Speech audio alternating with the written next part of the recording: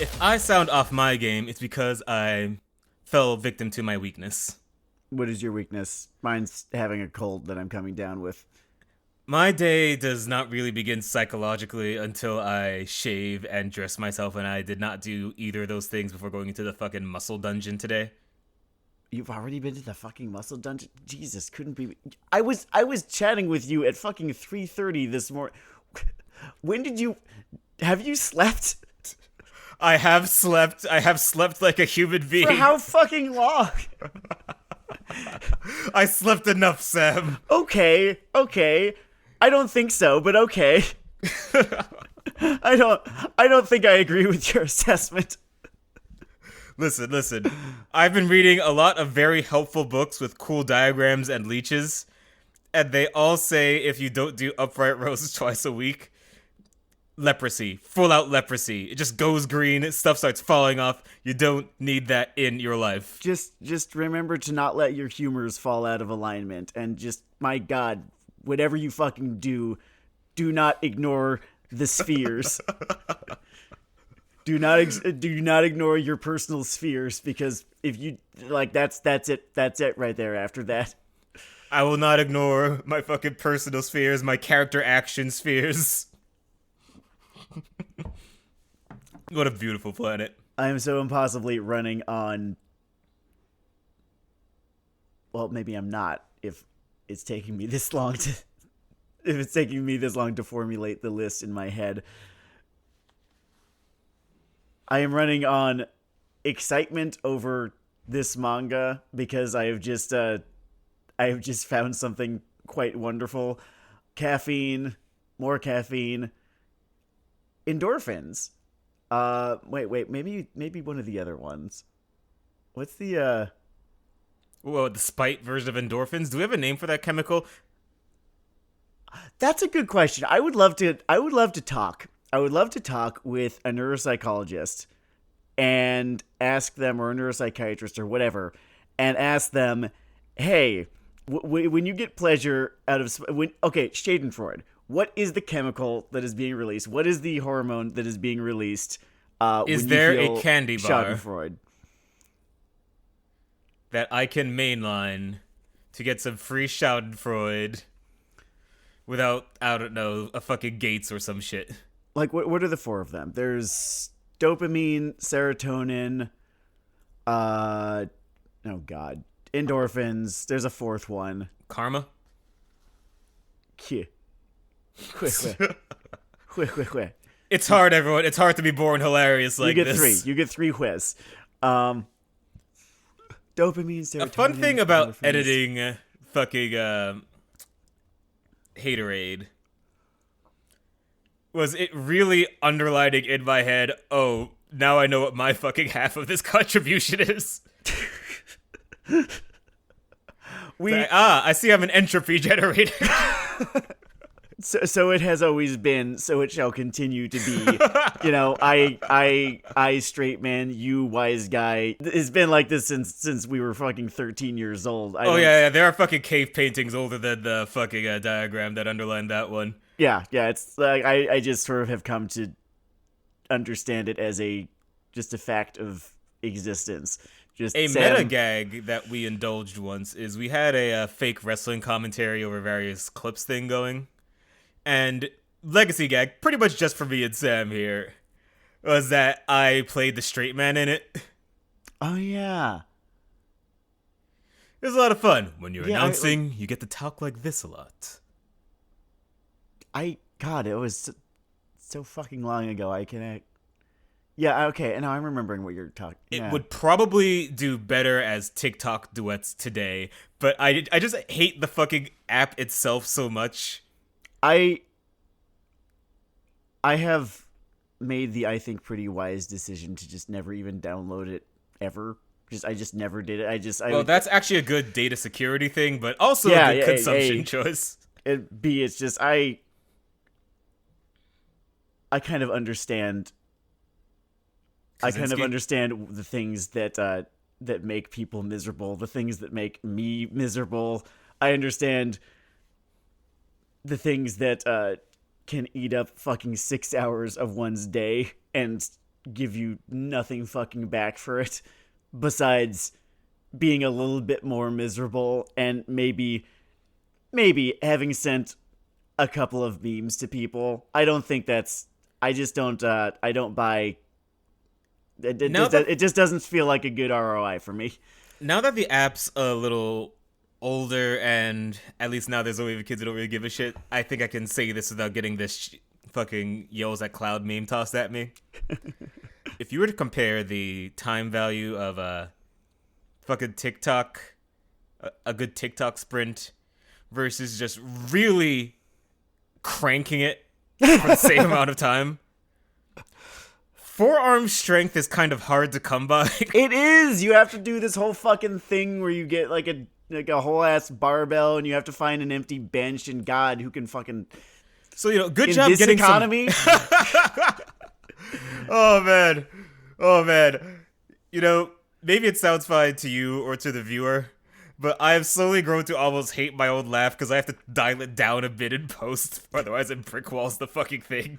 So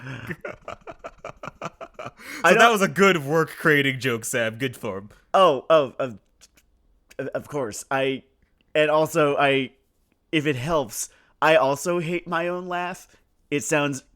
I've always thought that it sounds quite affected, I guess. Oh man, are you just listening to your own laugh going, he knows the truth about the universe. He's seen the other side of the gate from Full Metal Alchemist. He's seen God's empty throne. Fucking incredible. Ooh, I should spend some of my energy on this manga, which is rather good. We're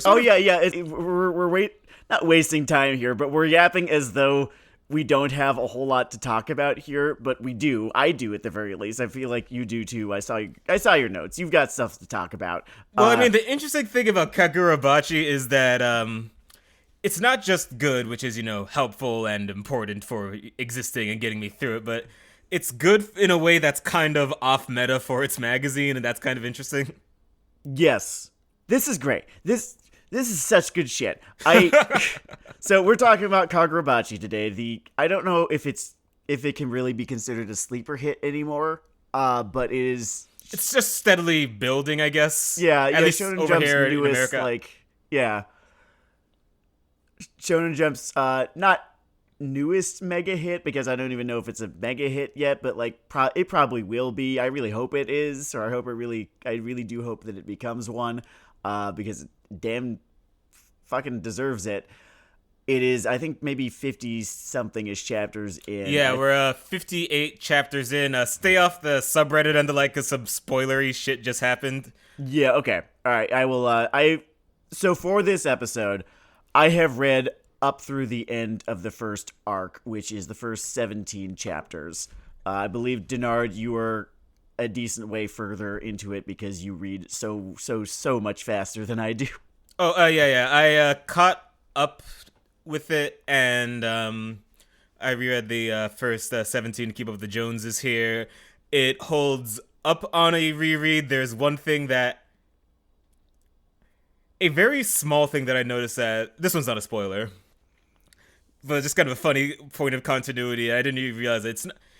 I guess it's character development. I guess it's not even a joke. I was about to describe it as a joke, but that's just my fixation of the universe. But the main character's approach to interrogating people evolves based on past fuck-ups. I am so interested in that. And that actually... God, do we want to start with the protagonist? Do we want to do, a quick premise, spoilers for the first 17? Yeah. I think a quick premise is worthwhile. Yeah, okay, quick premise. So... there is a version of modern society, largely gunless, though grenades are about. It might even just be a fashionable sort of kung fu conceit. I didn't overthink it until the world building sort of started to cook, and then I started thinking about it, so I'm interested in it. I wonder if guns just aren't really a thing because they have, they have sort of gone the way of, an obsolete weapon, because that's one of the things that the series is kind of not preoccupied, but thinking about. Yeah. Like, it's very much about arms, the whole myth of the gun thing, the whole relationship between violence and technology and how hard violence is or is not to access. But whatever, you have this mostly gunless society, and it's Some probably time ago, unfair. some time ago, there was a war. There was a war, a World War 3 or 2.5, whatever. It was massive. It was society changing, and we don't know a lot about it, which I like. I like that. I like that up front. I like that up front. They Hokuzono is the name of the mangaka, and I want to talk about him for a little bit later, because I am. Oh, did you fall into a research hole there? I am amazingly impressed by this guy. But the upfront, very, very little, and he is very, very intentional and good, I would say, at kind of drip feeding you exposition about the setting, about the backstory, about the series mythology. One thing that's very cool about it on that front is it has that FMA, strange love, whatever kind of thing, where the way people talk about the war is very tinted by their perspective, what kind of dude they are. Like, sometimes in Kagurabachi, you'll hear someone talk about the war. It's like, oh, this is my fucking uncle talking about the war. I don't know shit about it from this. Cool. Yeah. And that is A, nice storytelling, B, impressively done. I look forward to seeing what, with his preoccupations, his version of fucking... When I read it, it has that glow, like this could be like a new, like, Ishval kind of thing. Yeah. We'll see where on the spectrum, like, is it going to be one of those, like, that, or like a colony drop kind of... I'm very taken with it because the series is also... All of the kung fu stuff, it's like half about guns, half about weapons of mass destruction / war crime kind of things. Yeah. Yeah, which is interesting because there's... Well, I mean, they refer to the swords. Oh, right, the swords. That we should talk about the swords. Oh, yeah. The reason that swords are important in this is, in a very literal level, a sword can replace your full laudanum with some cracked shit. Only 6 that this one guy made. Plus one. B, the reason this metaphor is so important, really on a philosophical level, is that this guy could draw some banger fucking sword fights. Oh, man, he's so fucking good at it, too. And I remember back when we were talking about Naruto, just the ability to draw a sick fucking panel of 1 second of an action sequence. That is so fucking crucial for the author of a shonen fighting manga, and Hokuzono has got it. He's got that shit down. Very much so. I think about 6 chapters in, I just noticed that there's one sequence where some mook's arm flies off and it's hovering sort of in the gutter between panels. And it's just so well placed amidst all this chaotic shit going on. It's almost like a pointer as you're reading. And the drafting, the placement of all the action stuff is full of small things like that. The paneling is fucking fantastic in this thing. Yeah. And it's honestly not exceptionally. It's not very showy about it. It's not showy about it. No, it's actually deceptively. It's deceptively simple. Or it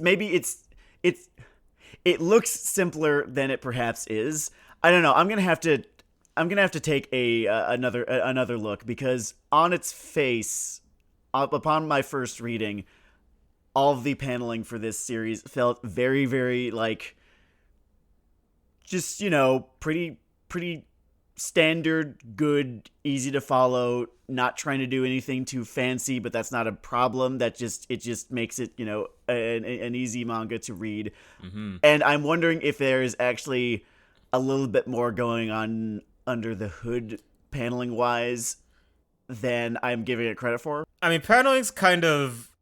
It's one of those fucking things like cinematography where, like, even when you do it simply, it can just be a complicated process to get there. Yeah. Like, I remember you read about all the old, like, 9x9 layouts that were popular in Western comics for a long time, and it's so simple to look at, but doing it and writing it well is its own madness, and you almost have to take each one of those pages as their own little short story, which is probably why Alan Moore is so drawn to that format, because he writes fucking buckets for every page that he ever puts together. Yeah. I need to go back. I have been a little bit of a contrarian about Alan Moore in my life, and I am trying to decide if I want to update my opinion on him. So I need to go back and read a couple of his things. I mean, the secret to this kind of thing is to always just let yourself have fun with it. Like, you don't even need to go and, like, it's time for the hits. Like, you just go in and say, I'm going to enjoy top 10 today, and you will. Yeah. Yeah. I mean, a literal comic he did called Top 10. Top 10. Yeah. Okay, before this becomes Understanding Comics, the before podcast. this becomes like a Scott McCloud podcast, I want to make sure that the premise is well understood by whoever's listening. Oh, here. yeah, so that's the world, right? That's the world. There was a big war. There were 6 magic blades that were forged, and they ended the war. It seems to have ended on a little bit of there was no real winner. It's just that there could have been larger losers. Sort of, that's the vibe I get, but the release of information is pretty well controlled here, so I'm not really sure exactly what happened, just that the blades ended the war. Also, there's a magic system.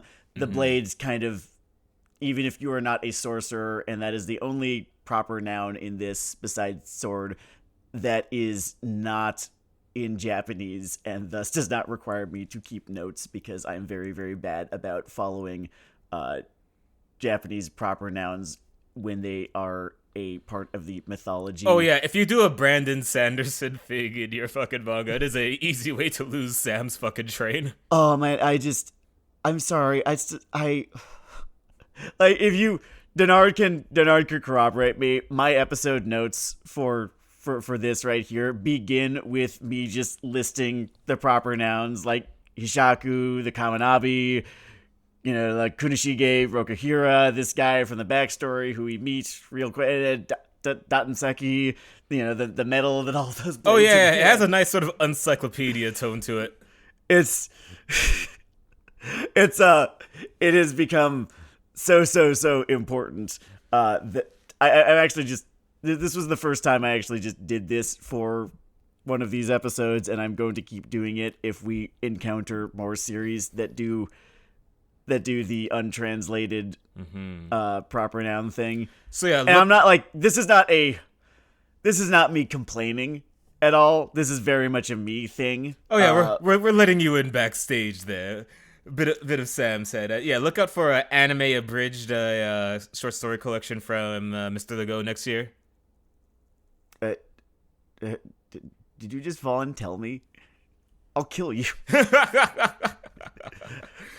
So what all this means to the main character is part of where it gets interesting. It's a great kicking off point. Yeah, he is the son of the guy who forged all of these blades, and in between the prologue and the main story, some shit happened, and it wasn't good, and we don't know too many details. All we know are that A, his father is now dead, B, someone's fucking responsible, and C, he has gone from apprentice bladesmith to violence guy.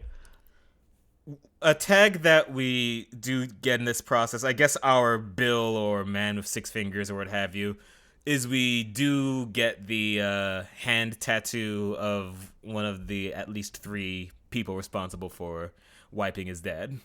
They're members of the Hishaku, who are the main antagonists organization. Oh, and for those of you keeping track of fucking phlebotinum and the like, the aforementioned 6 magic swords are dispersed. Yeah, they're no longer. They lost track of them. Oh, and last hook of the setup, and it's kind of speaking to the series' elegance now, because it sounds way more fucking complicated when I just dump it out like this. Oh yeah, no, all this is presented to you so very digestively in the first chapter. Oh yeah, like 10 people are dead before we get to all this information. Yeah. So, but one reason that the world isn't just immediately in, I don't know, WMD final boss mode when these things leak out is that these things are still sort of hooked up to their owners as long as the owner is alive. So Yes. now the stalemate fucking Cold War state of the world is that various hoods have the sword and the government has the old owners. And the government wants to get these swords back before, I don't know, someone chokes on a chicken bone or gets tired of life or something. Yeah, and we're not sure yet if this manga is of the opinion that also the government can't be trusted either. I get this because they've only been presented as protagonists thus far, but we've not really seen anyone, too amazingly high up in it. I haven't. We'll see. I don't want to spoil your reading experience, so yeah, we'll see. Oh, okay. So if there's, maybe there. Okay. All right. Yeah. So I have my own theories. The fact that there is just a named government or Japanese government organization that is full of sorcerers, which this thing's like ninjas, devil fruit users, soul reapers, whatever. If I could assuage the fears of people that think like I do, there will be one or two sequences where a bunch of characters I jump on page. You are not going to Bleach Town. Everything is fine. You are just an abused dog as a reader. Yeah, there was this one time when that happened, and I was wondering, okay, one of a couple things is going to happen here. But at this point, the series already had my trust. So I wasn't necessarily worried. I was curious. I was curious where this was going. It's like, okay, either A, all of these guys are about to die. B, this is the main cast being expanded, and you don't have to memorize these guys' names now. We'll get to it. Or C, what's C? Or C was they're not going to be important for too long. Don't worry, these are just incidental characters who have slightly more designed character designs than usual. And it was honestly kind of a mix of the three. Yeah. And as of chapter 58, things are still clocking along well, in my opinion. All right, fantastic. Yeah, I would like to talk about the first chapter of this thing. It's 55 pages long. It's a big, long first chapter. Sure, yeah, let's talk about Kagurabachi's pitch. It is, to me, my favorite first chapter of a manga since Attack on Titans. It just does what it's doing so fucking well. It's a funny thing about this first chapter, by the way, and everything finds its tone. It's not so much first installment weirdness as much as maybe he was still sort of deciding. It leans a little closer to action comedy than the final product ends up being. Yeah, for a second there. Like he's very into these like one reaction faces, one being the artist. Like sometimes you'll draw the like a muted reaction in that flatter style than your main style. He likes that joke a lot. That's Chihiro's kind of thing at first, and it's interesting. It's interesting. It kind of a nice emergent thing about it, or intentional, and I'm just being played like a fucking fiddle. Is this first part naturally? It's him and his dad, so it's also I guess the happier part of his life. Yeah, you can just take all of that as just like the formal version of the Shire or something. It's like, back when I lived in Rush Hour instead of Chinatown.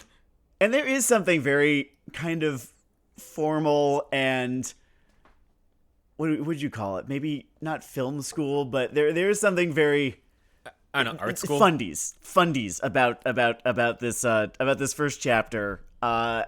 In terms of both manga and in terms of just setting up a story, and it's not really ever trying to do anything too cute. It's not trying to really throw you for a loop. It makes it very, very simple for you. It makes it very easy to follow. If I could recycle Sam's point in another man's words in case you don't get it, it's just obvious reading it that the person doing it gets craft stuff. Yeah. They're not necessarily interested in showing it off in like a fucking, I don't know, fast rap kind of way. Yeah, they're not trying to reinvent the wheel. He's the mangaka's name is Takeru Hokazono, and you are I learned this because just one of my friends who's like also super into manga told me this. He is 24 years old. This is his first serialized manga. Dope. So like, A, let's fucking go, kid. And B, my little pet theory is that he has not been doing this for long enough to start getting up his own ass about, like bucking storytelling conventions, which, and then, because he does that, it either becomes confusing or insufferable. He's just, no, he's doing this, he's doing this the way that you do this. He's very, very efficiently, very, again, I don't want to say paint by numbers because there's that it connotes something negative, but very, yeah, fundies is the one that I keep going to. Fundies is the word that I keep going to. It's like watching a basketball game. It's like watching a basketball game with just very, very good players who are good at, being a classical, point guard, what a point guard's supposed to be, shooting guard, what a shooting guard's supposed to be, small forward, what a small forward's supposed to be, power forward, what a power forward's, traditionally supposed to be, and what the center's supposed to be. And there's not a whole lot of like swingmanism or, doing weird shit with, just like he's very like the little man or the little man acting like he's very committed to like storytelling fundamentals. It's the kind of thing you see, like, you pick up one of those old Italo Calvino collections, like especially one of those fucking post-war son of bitches, and it's just 18 stories told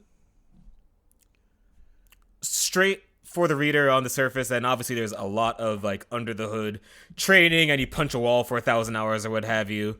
But on the other end, the levels look and feel very simple, which is also sort of an aesthetic effect you go for.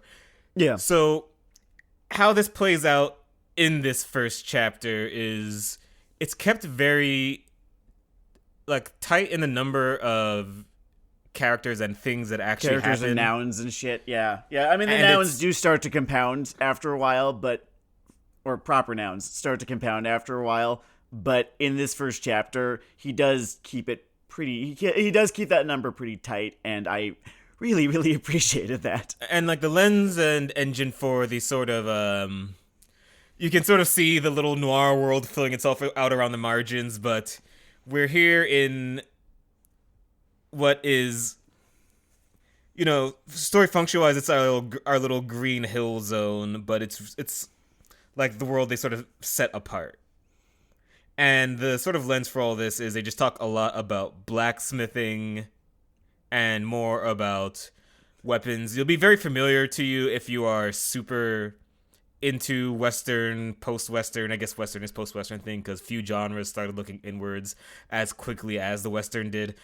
But it goes a lot into this, what is it to arm people? What is it to be armed? Yeah. And he's living basically in his little Red Dead violence aftermath life here, right? Yes, I really, really love that about the series. I think it's the most interesting thing that the series is doing is having that conversation about armament, I guess, about the idea of weapons, about the idea of guns, even if guns aren't even there in this, about the idea of nuclear weapons, and sort of the conversation that it's having about the sort of Japanese philosophy about weapons and how they feel about that and sort of how they see it, and also the Western philosophy and how we sort of see it, and sort of how those two philosophies are kind of have become parts of each of our national psychologies. Mm-hmm. And so that's what's going on under the hood in this series, it's separate from all of the other just like fun shonen stuff that it's doing. It's very impressively done. I enjoy he kind of goes for, okay, see, classic archetype is one of those things that I always worry sounds backhanded. I mean it positively if my voice sounds fucking dicky or whatever. But the dad is one of those simple, well-drawn thing of, I'm a fun goof, 1,000 yard stare. Man, pass me another beer. and He comes off like a retired shonen protagonist. yeah, because like a retired shonen protagonist. A nice thing about someone's first three or so works is that having lived a life, they get at least 2 free parental relationships for their writing, and he taps one of them well, presumably here. Yeah, it seems It's pretty natural feeling, at least. it's natural. It feels that their kind of father son dynamic feels very. They're not. You don't see it for very long, but it does feel authentic, and it does feel like, okay, yeah, I totally buy that. They are very close, and that Chihiro loved his father very much. And aside from it being good that any part of things are good, I mean, his relationship with his father is just sort of part of the stakes of the series as a whole. Like the same way you want to feel like, I don't know, fucking Deku's initial inadequacy or some shit. If it's going to be a revenge story, who he's revenging matters. Yes, it's also kind of interesting. It's interesting when you do that, and you create a challenge for yourself when you do that, right? You create, I guess you could call it like a Batman challenge for yourself, because when you are having your character's motivation tied to the death of a loved one, right? Then you sort of are creating a how would I put this?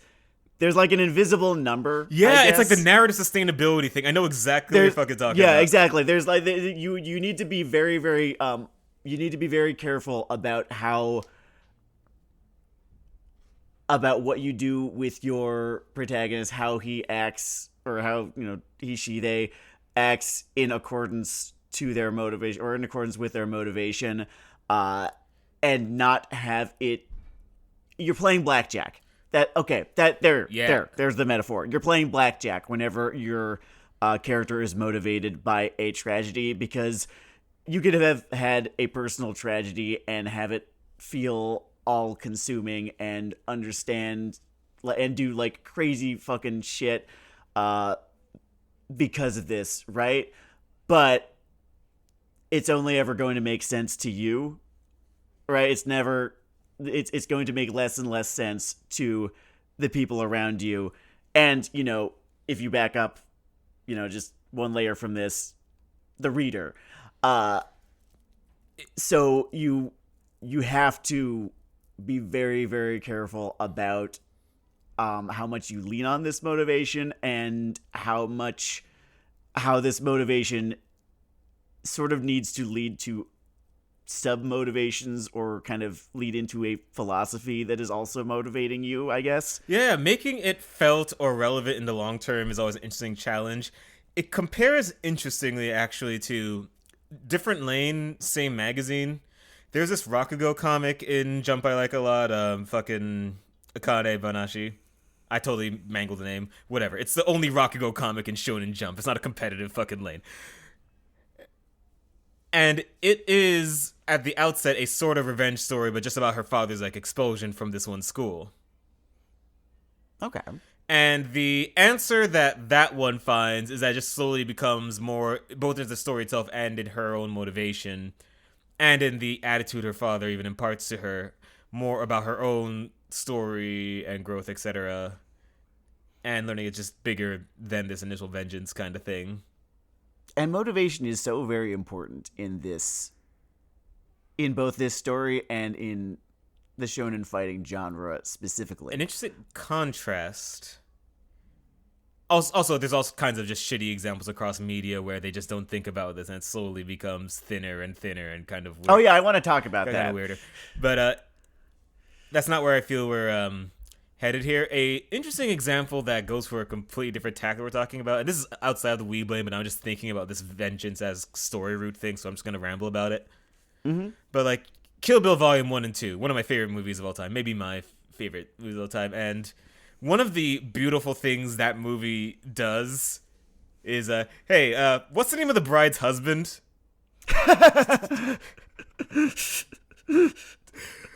Like, I feel like you are told.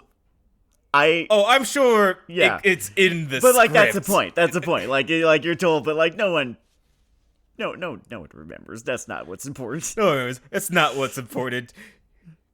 She is just bent on that level. Yeah. It's like It's clear very that well there's like done. a hole in this person too. Exactly.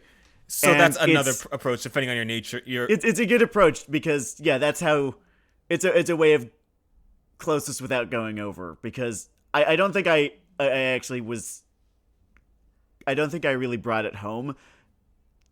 After a certain point, your character will stop making sense, I guess, and the things that they are doing because of this motivation that is sort of a non-renewable resource, I guess, will stop making sense, and it'll be like, bro, just get over it.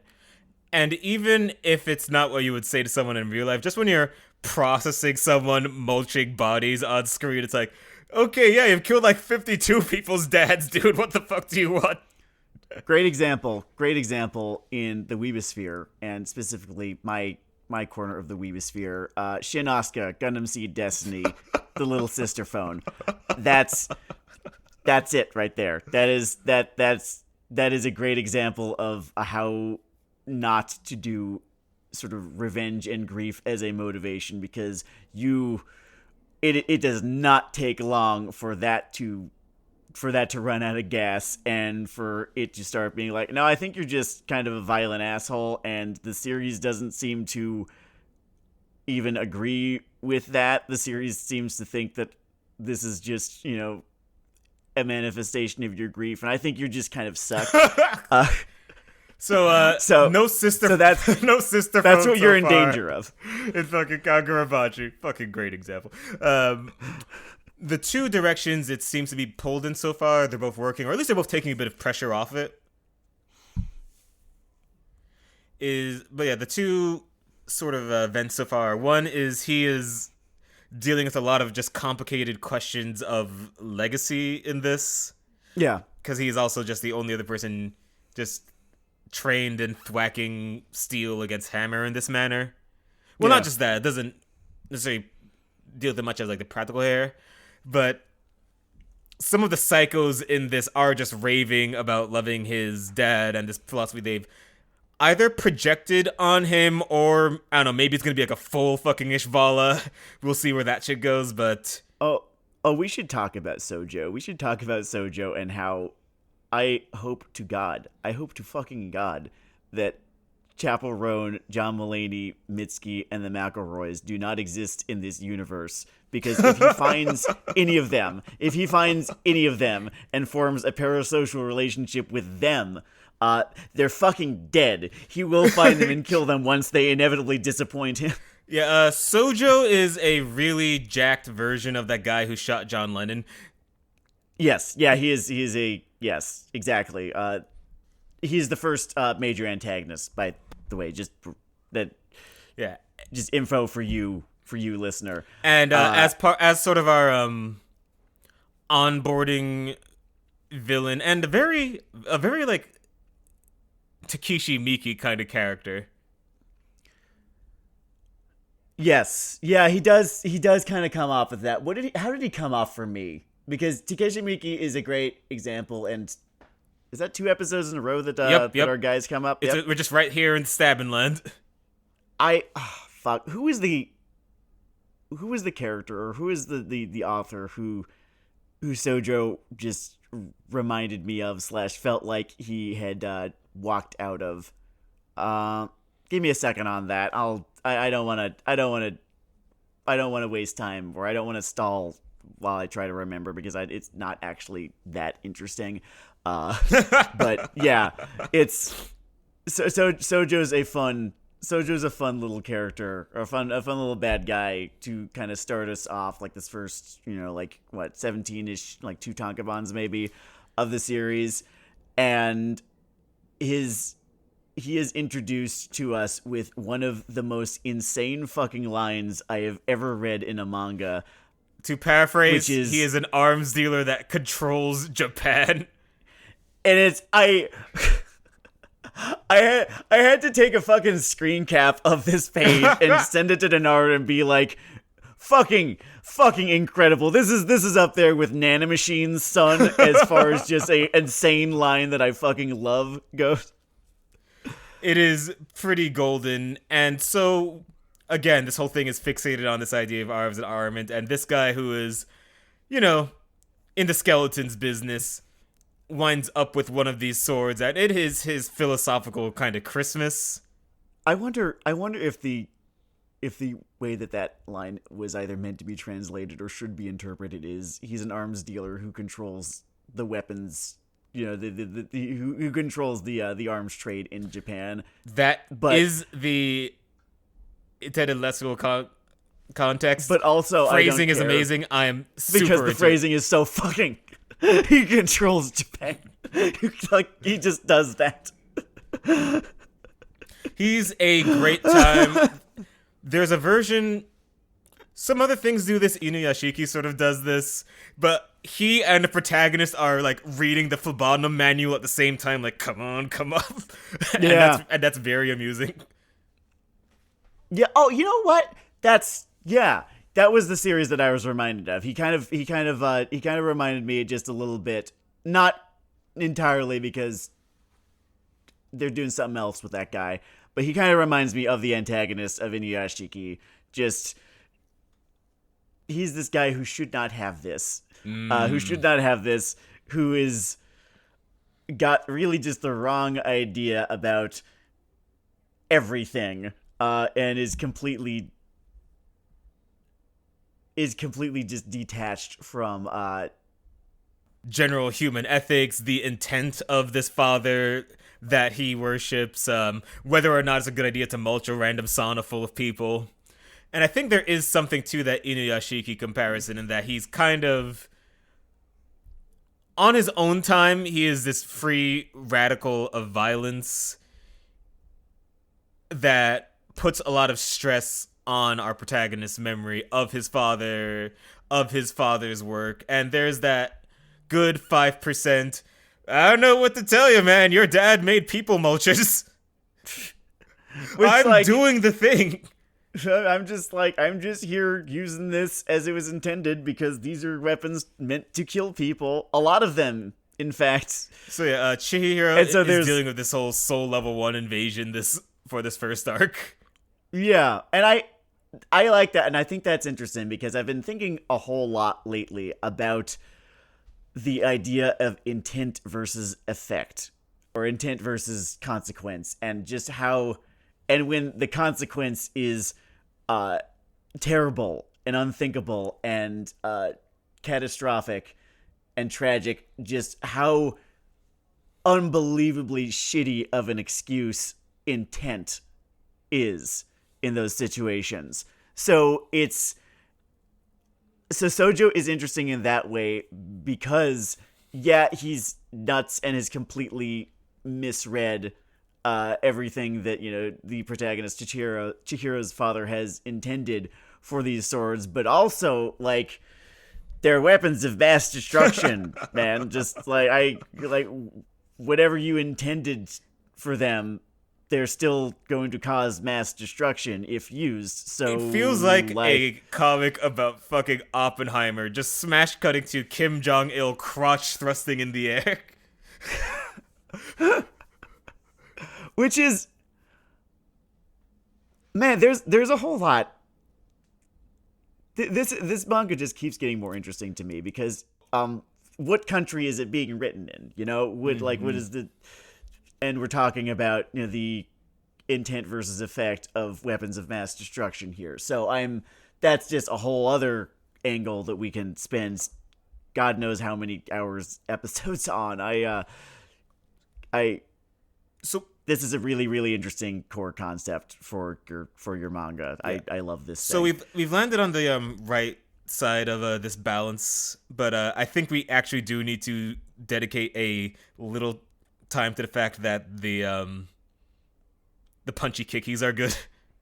The punchy kikis are very, very good. He's it gets a little bit more complicated as we go on. And in fairness, it was very late at night when I was finishing up this span of chapters, so it started to lose me just a little bit as they were some internal monologuing about, okay, here's what I'm doing here.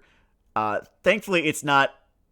Thankfully, the I guess commentary is accompanying the action instead of interrupting and delaying it, so I appreciate that. But for my money, I think it's in a good place in terms of that. I have a lot of love for its way of resolving this little fight, finishes your little questions. The universe will also kind of always contrive to end things in a Iaedo duel, and I'm like, yeah, sure, I'm here for it. And that brings us to chapter 17, which was there are one or two, like, remember the acrobatic silky chapter from Dan to Dan, and how we were reading this and the anime was just starting to air, and I was thinking to myself, damn, this is gonna make like one hell of an anime episode. Like, and I know that they're probably gonna wait. Hold on, I shouldn't be saying this before going back and re-listening to that episode, because I don't actually know if I called this shot, but I do. Yes, bluster your way through. It's 2024. Lie your ass off. I want to be better than that. So maybe this is revisionist history, but I do remember reading that chapter of Dan to Dan and being like, oh man, they're going to get to this in the anime, aren't they? And like everyone is going to be fucking devastated by it. And sure enough, so I read chapter 17, the chapter that takes place over 12 seconds of this boss fight, and I am thinking to myself, if this gets an anime, this chapter and the episode that it is adapted into, it is going to be exceptionally well remembered. Yeah. It plays the moments before, during, and after this single stroke duel down to perfection, including, once again, this chatter between John Lennon's less beaten son and the guy that shot John Lennon about his music. And that is cool and well done. I even enjoy their rendition of their tactics mid-sword fight, which I also have a funny way of boiling down to, after all this laudanum, if I move really fast and stab him first, I win.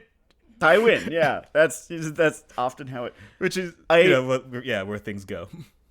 I interpreted the conversation that was being interspersed, or that they were interspersing the action with, as it was not actually it's not literal, yeah. They're just... literally happened. Yeah, it was just... That is... Because, the sword fight can be thought of as a conversation, and so this is... and it's a... This is it's a whole battle of ideals and such. It was that, like, am I... You are not crazy. That is the artistic intent. It's essentially that sit down never literally happens. It is just each of their perspectives being shown off in that manner. I fucking love that. It was so good. It was so fucking good. And it was so good, and it both sells Sojo as a villain, kind of as his star is falling, because he's only the first villain. He has his masters. He's not going to be the final villain. He's just kind of starting us out here. Like, I'd call him a more than Higuma, less than Crocodile. What would you say? Oh, on the villain scale? I mean, this kind of thing is always hard with these crime drama kind of things, because it's sort of a different way of looking at. Yeah, it's not quite the same series, is it? He's our maybe Mr. Spider Murder from Demon Slayer. Yeah. Glad that you brought up Demon Slayer, because I want to talk about Chihiro as a protagonist. Chihiro is an immensely effective protagonist. There is this balance of these John Wick and Batman elements to him that is wonderful. I kind of enjoy if I were to describe his concept as someone, it is like someone that is basically convinced that he's a murderous edgelord and has this purity of philosophy and purpose that carries him through. Chihiro is someone who is stabbing his way out of the noir genre. Yes, he's stabbing his way out of the noir genre. I like that. My whole the way that I have come to describe him, because I'm kind of Mr. Comparison, Mr. Metaphor. I can't stop. It's just how I do things. He is Eren Yeager on the surface and Tanjiro under the hood. That is a good X meets Y pitch. That is, if I were somehow on the stunt list by the time this episode came out, that would be my thing for this series. It's great because he's not actually an edgelord. Like, they sort of bait and switch you by they bait and switch you with Chihiro just a little bit by sort of presenting him as this kind of edgelord protagonist who, like, doesn't give a fuck about anything except revenge, and he'll fucking kill you, and, like, God, what a sick fucking sword. But then the second anyone does like a Joker like baby pitch off a building, like, oh fuck, and has to like die for it's a lot of thought went into the writing of Chihiro here, and I was curious up front. My question was answered, in the chapters, that followed. But I was very curious up front to see what they were doing with the power scaling, because they introduced Chihiro as a guy who knows his fucking way around the power scale here. He's not at the bottom at all. He will murk you. And I'm thinking so hard about this because I've caught the fucking very brain rot that I make fun of other weebs for. The power scale brain hypocrisy rot is the root of all hatreds. Yeah. And so up front they introduce him as kind of a G. And it's a little bit of a break from the traditional formula at the very least. The Goku archetype.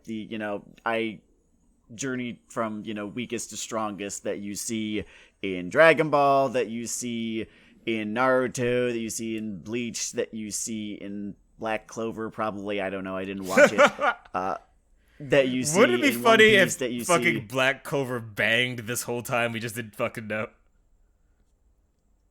I heard that it started out very okay and then got slightly better, and no, that's oh yeah, for a long running series, that's not good a enough. big part of our critical perspective here is the fact that there is a limited amount of time before you die, and sometimes that really just throws a series out of contention.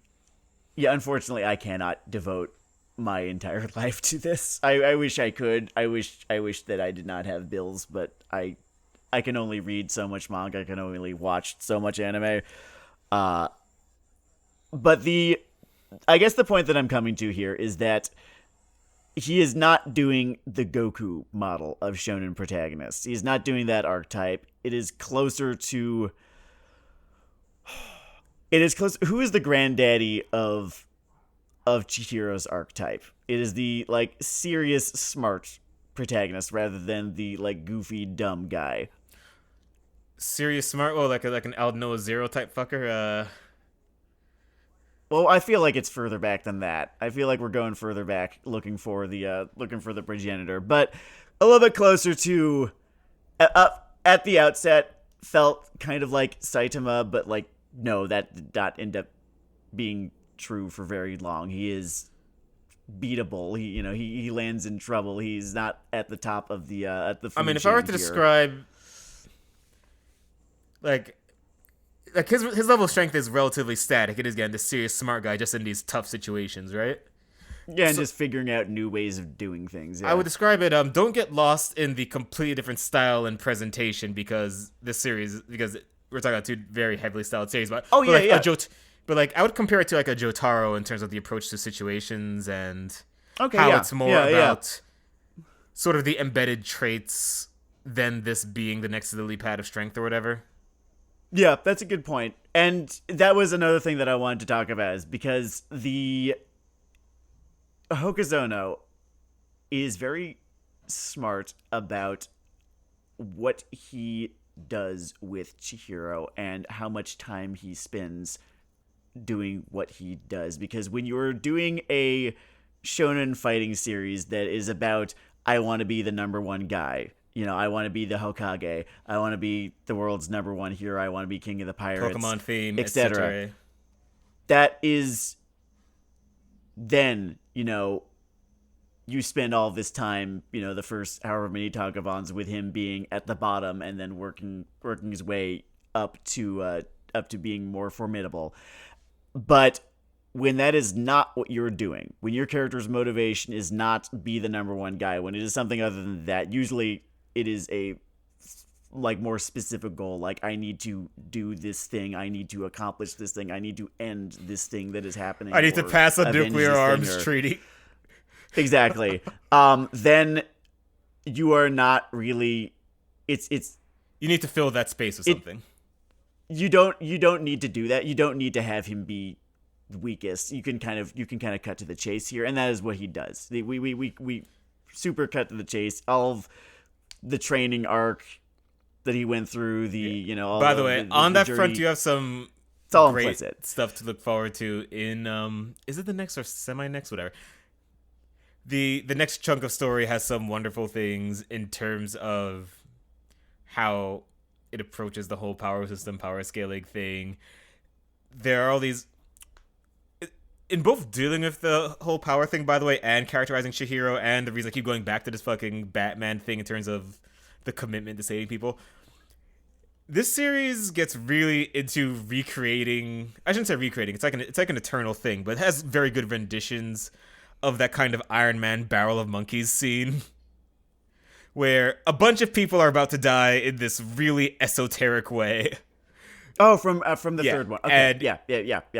A bunch of people about to die in this really esoteric way, and he's just sort of speed reading through the manual, like, okay, how do fucking iframes work? What the? And I like that. I like that it gets inside his head, and and he's shown to be pragmatic, but a very empathetic fellow. Yeah. It's very, and they keep it consistent.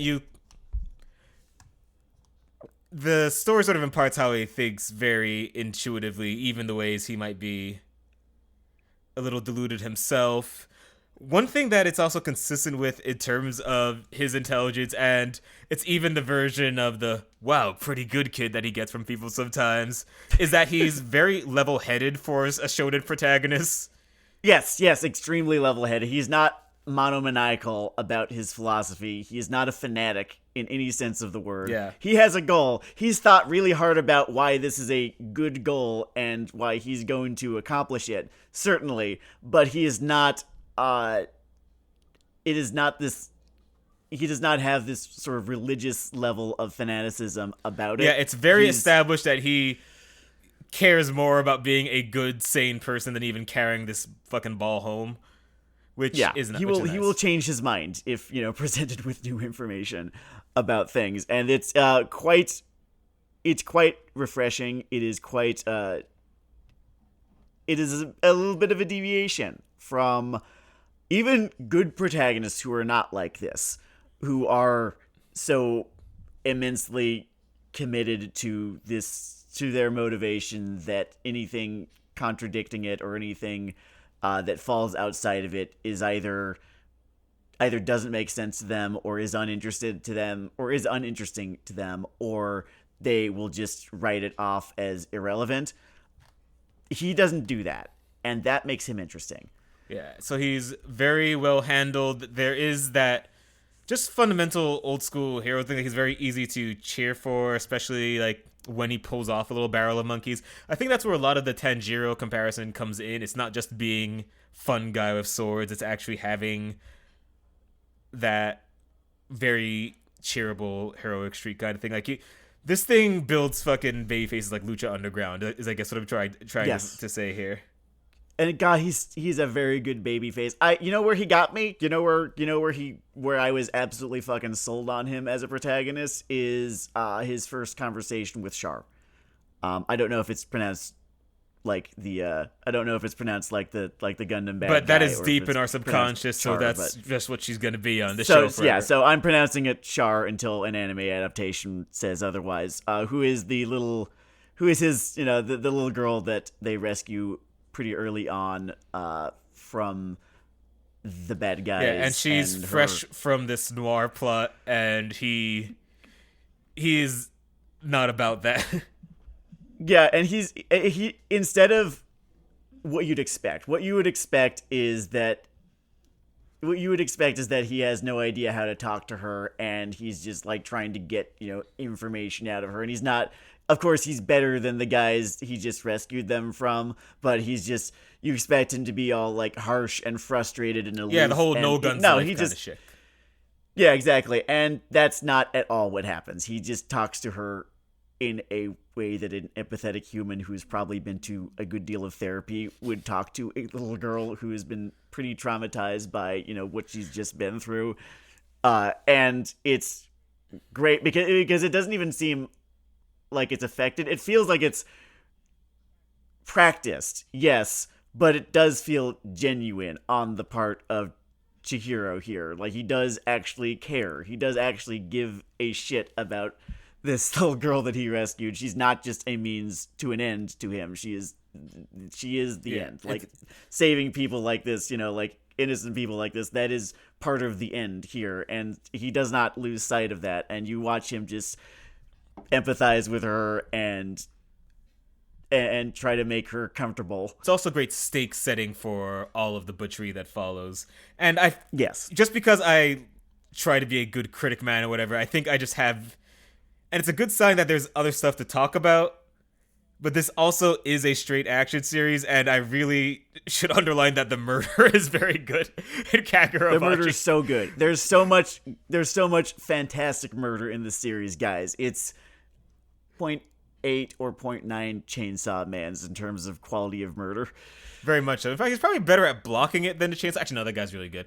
It's a good era for action in this magazine. It is, yeah. Yeah, we are leaving the fucking feasting shadow of the Gojo fan club behind, and I'm happy for it. Is it time? It's always fucking time, Seth. Okay, all right. So the fact that I keep coming back to how impressed I am with how Hokazono writes Chihiro probably means something. And in this case, it's just balance. Balance is kind of the word of the day for Chihiro, just balancing elements. And one example of that, a big example of that, is how well he really walks the razor's edge of Chihiro is him and Chihiro is not God. And if you go too far towards the former, you end up with Blindfold Guy. And let me check my notes here. Being OP, Blindfold Guy. Do you remember the moment when you found out his fucking power was called Infinity? And once again, porn exists, just at least get your fucking forearm reps in. Wait, hold on. Gojo, yeah, his power's called Infinity. No, I'm gonna come back. Shit, no, I just found something in my notes here. I just found something in my notes that kind of changes everything. He's not the protagonist. And also, furthermore, none of the fans of that manga cared about the protagonist. They made fun of the size of his wee-wee the entire time. And man, what an obvious fucking sign that your manga is trash even before the ending that they were all so disappointed by. You have to understand, this was such a beautiful thing from my end. Because, I'm interested a lot in propaganda and cults. And it was like fucking when prophecy fails. It's like fucking Heaven's Gate when this, this fucking manga ended. And everyone's like, no, there has to be a narrative point to all this. I have to have been reading this whole time for a fucking reason. And there wasn't a reason. Everyone looks bad here. Like, everyone looks bad. Author of Jujutsu Kaisen looks bad because he sat Yuji in the cuck chair for like the whole fucking story so that he could buy up every share of GJO he could get his hands on and just pour all of his fucking, and it just was like it was the Gojo show, and he's not the fucking protagonist. And then when he had to have the good guy, the main protagonist, who, you know, this whole time has been Yuji, who people just make fun of as, you know, being 1% of the story's power level, and, you know, Gojo being the other 99% or whatever. When it came time for him to beat the bad guy, no one fucking bought it. I really just loved watching people, from the subreddits to the image boards to even the live comic book shops of the world, just react to the Eclipse ending and finding that the story in their fucking heads was Ash, and that they had mailed all of their money to an offshore account in fucking Aruba somewhere. Fucking incredible. And they look bad. They look real bad. They look like the readers all look real bad here, because they saw Yuji in the cuck chair, and they saw Gojo getting the Sasuke treatment, and were like, this is the best fucking shonen manga of all time.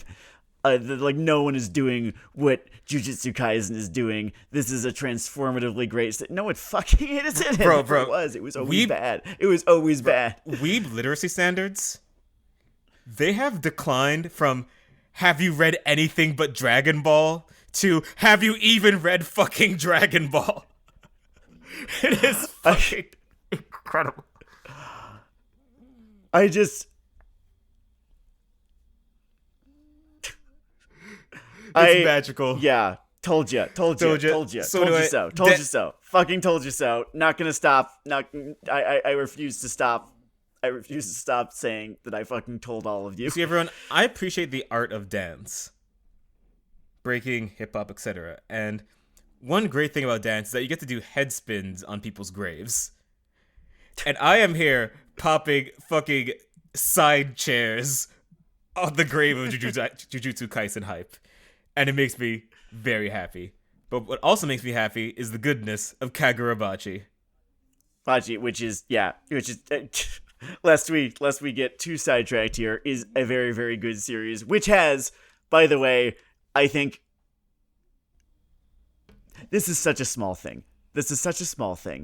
A character in Kagurabachi is introduced who's kind of their guy on the inside in the government. His name is Azami, and he is introduced. He's introduced in one of the most perfectly funny panels, and also one of the most meme bait, like, start fucking using this as a fucking reaction. Start fucking using this in your tweets image, which is just him very calmly and just dressed in the whitest fucking outfit he can be dressed in, which, you know, contrasts in this case, very humorously with Chihiro's all black getup, because of course he has an all black getup. Just putting his hand on Chihiro's, who is about to draw his sword, keeping him from doing so, smiling as Chihiro looks all fucking grim, and saying,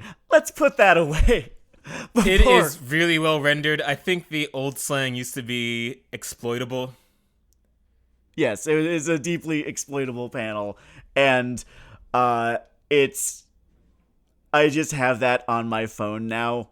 It's a good screen lock kind of thing. Exploit that, and with that, everyone, it is Weeaboo Hell. It has been Weeaboo Hell. And yeah, read Kagurabachi, do head spins on JJK Hype's grave. And this is an edgy series. And I'm harping on this again. Edgy has a better track record than it gets credit for. This is yet another good show that could be considered edgy. Yeah. Everyone just remembers Morbius, I guess. Yeah, I don't know. Like Captain America, I plant my feet by the tree of freedom and say, "No, you move," and stand by the edge. No, you move. Yes, edgy is good, actually. Anyway, peace out, everyone. And fuck cops.